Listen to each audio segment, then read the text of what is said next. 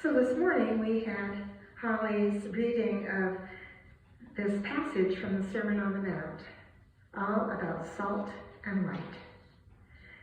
Now somewhere out there is a guy named Bob Ralston, and I realized this past week when I was preparing this sermon that I owe him a great big thank you. I haven't seen him for years, but Bob was a salt and light kind of guy for me. Bob was a cousin of my friend Lori Johnson, one of my best friends in high school. And Bob was a year ahead of us at Southeast High. And I don't know why they did this. I can't remember the reasoning, but it was meaningful to them at the time. I remember them telling me that they had gone downtown in Lincoln one evening, and they walked up and down the streets and through every alleyway in downtown Lincoln, because they just wanted to prove to themselves what a safe place Lincoln was to live. Now, I don't think I would recommend that behavior these days, because I'm not sure Lincoln is quite as safe a place to be. But that's a kind of something they did together for some reason, and I'm sure there was a good reason at the time. It's one of those strange little details you remember. But just so that you don't think that Bob was a reckless or irresponsible young man, let me tell you why I'd like to thank him today, wherever he is. Early in my sophomore year of college, I showed up one evening at a crowded party in a little apartment in one of those old houses in the near south of Lincoln. And I'd been invited by a friend of a friend to come to this party. Somebody I'd met in the student union earlier in the week. Seemed like a really nice person. But I did something unusual because I went to this party alone, and that was not really like me to do that. I was a pretty shy girl at that time. And I remember arriving at this apartment in Lincoln and looking around. There was quite a big crowd of kids, and I didn't see anybody I knew. I didn't see my friend. I didn't see the friend of the friend who had invited me. So I kept scanning the room, not sure. I wasn't just so outgoing that I'd go up and introduce myself to people. And then suddenly I spotted Bob clear across the room, and I made a beeline for him. And I exchanged some pleasantries with him, and we hadn't seen each other in a while. And then he said, "Let me take your coat. They probably got coats in a bedroom here or something." And he looked around for a door and opened up the door into a dark room, and then he closed it again. He came over to me, and he took me by the hand, and he said very quietly, "We're getting out of here now." Something in how he said it made me realize I shouldn't be asking him any questions in that moment. And so I didn't say anything until we headed out and were standing on the porch. And then he said, where are you parked? I'll walk you to your car." And I asked, "What's wrong?" And he just said, "That is no place that either you or I should be." And he wouldn't tell me anything more. He just said, "Trust me." Now, I never knew exactly what Bob saw. But a few weeks later, I did get a hint, because at that time I was working my way through college as a medical records clerk at Lincoln General Hospital. And one of the records I was handling one night was from a young man whose name sounded familiar. And the address looked right, and it was the person who had invited me to that party. And he had been hospitalized shortly after for some sort of drug problem. And it was very damaging to him. And I didn't read all of his record, of course, but it gave me a hint that he was into some dangerous behaviors, and perhaps that was what was happening at that party. So that was probably what was happening in that darkened room when Bob opened that door and then closed it right away. Now, I'll be forever grateful that he whisked both of us away from that situation that might have caused us harm. And it's the only time I think I ever went to a party like that alone, and I never did again. I didn't ever go places where I didn't know exactly whose home I was in and who might be there. It was a good lesson for a 19-year-old girl. Bob protected me from a potential harm in that moment because he was a salt and light kind of guy. One that you could depend on to be honest and kind and responsible and selfless. One who nurtured the good and looked out for the well-being of others. So about those words, salt and light, that Jesus uses in this morning's scriptures, they follow on the heels of that series of blessings that we call the Beatitudes that we talked about last week. That series of 8 statements where Jesus is saying that people who are particularly vulnerable in this world are blessed of God. And then he goes on to give us these 2 interesting examples of how he wants to identify the people who follow him. As we read further into this section of the Sermon on the Mount, we have these particular images, salt and light. Jesus' words, "You are the salt of the earth," have been borrowed by our broader culture, even today. And we use those sometimes to describe a person who's earnest and honest and down to earth and genuine and just morally sound. To say that somebody is the salt of the earth is a compliment, isn't it? It means they're decent folks. And when we look back to the context of Jesus' comment, salt was a precious thing in Jesus' time. It was especially precious and highly valued for 3 things. It was a pure substance, derived from sea and sun. It was used as a preservative, and it was one of the few ways that people had of extending the life of food, especially meats, so that they would not spoil and nothing would be wasted. And nothing would become inedible. So as a preservative, it was an incredibly valuable thing. And of course, it was a flavor enhancer. People found that too, making everything taste just a little better. Now, it was such a valuable mineral in Jesus' time that Roman soldiers had, as part of their salary, an allowance called the salarium, which was their allocation of salary in order to buy salt.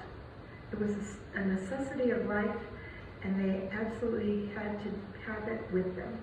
So they were given extra money so they could purchase it. We think of lots of perks in our salaries, but not an allowance for salt. Now, when Jesus describes his followers as the salt of the earth, he is telling them how essential they are to human society. That when they are his followers, what he has to give them becomes a part of them that cannot be separated from that salt any more than the flavor, separated from us any more than the flavor of salt from salt itself. Without that, we're as useless as salt that has no flavor. But with his input into our lives, with that connection, we can be that source of purity, that source of preservation, that source of enhancement of human life.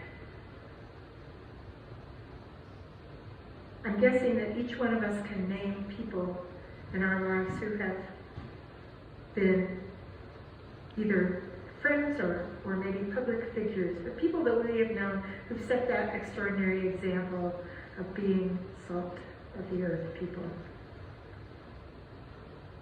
And they set that highest moral standard and that ethical good in expressions of kindness and decency or courage, standing up for what's right. And those extraordinary people are who they are because of a faith that is uniquely theirs. That they express in everything they do because because they're incapable of separating it from themselves. They're incapable of doing anything but that. Their faith is inseparable from that character, and like salt by its very nature, it is what it is and it does what it does. Theologian William Barclay says that our purpose as Christians is to be the spreaders of joy in this life. Those who live their lives in a constant state of brooding or suffering represent the flatness of the salt that has lost its flavor. Then Jesus gives another metaphor for what we are to be as Christians. He tells his disciples and the crowd gathered around that you are the light of the world. Now, the Gospel of John also tells us that Jesus is the light of the world. But what a wonderful compliment, once again, that Jesus is paying his followers. When somebody tells you that you light up a room, doesn't it feel good? It's something we all like to hear. And that's kind of what Jesus is saying, that you have that ability to light up the world, to indicate that anyone or anything can be a light in this world as they are connected to him. The Bible also tells us that the city of Jerusalem was a light to the Gentiles because it was the place where the God, our God, could be found and lifted up. As Christians, our light is meant to be seen. Jesus says you don't hide a candle under a bushel, but you put it up on a stand so that it gives light to everything in the house. A city on a hill can't be hidden. Our light is supposed to be a guide for us and for others. How often does our faith inspire us to act in ways that are kind, generous, patient, disciplined? How often can our example be a guide for someone else? In our family, in our workplace, on the street, in a classroom, on a playground? You see, it doesn't matter how old you are or how young you are. Every age has that possibility of being beautiful light in Christ. Now, light can also be a warning, and we can also be examples of ethical behavior in the midst of corruption or by opposing an immoral act that others might be willing to engage in. We are asked to step back from such things. I think about the example of Martin Luther King in the civil rights movement of the 50s and 60s. I wish I had it with me, but I heard somebody on public television the other day talking about a set of instructions that Martin Luther King wrote up for people who were going to be involved in any kind of civil rights march or protest. And it had all the markings of what to do if you are attacked, and how you keep your focus on God, and how you do everything you can not to fight back, because that surrenders the moral high ground that you are trying to live on. In a sense, the civil rights movement was only an assertion of people to shame the rest of the world into realizing that they belong here too.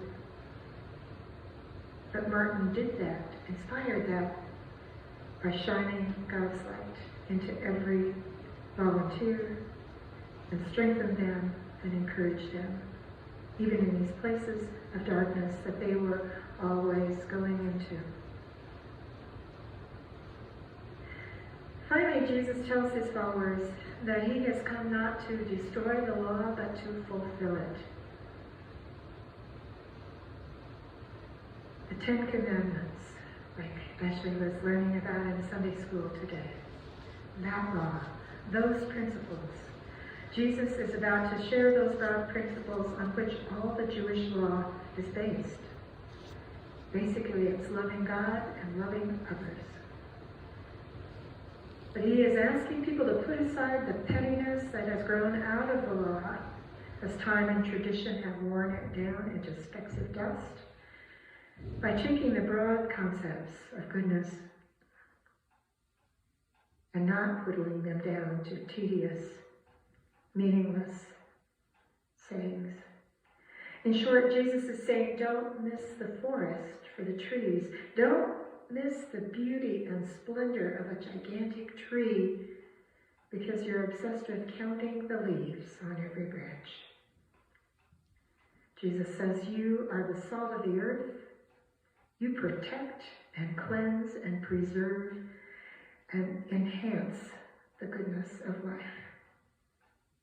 Jesus says you are the light of the world, and when I am gone, it is in each of you to continue to reflect the love of God in your light, and to shine it into the darkest places of human life, where it needs so much to shine.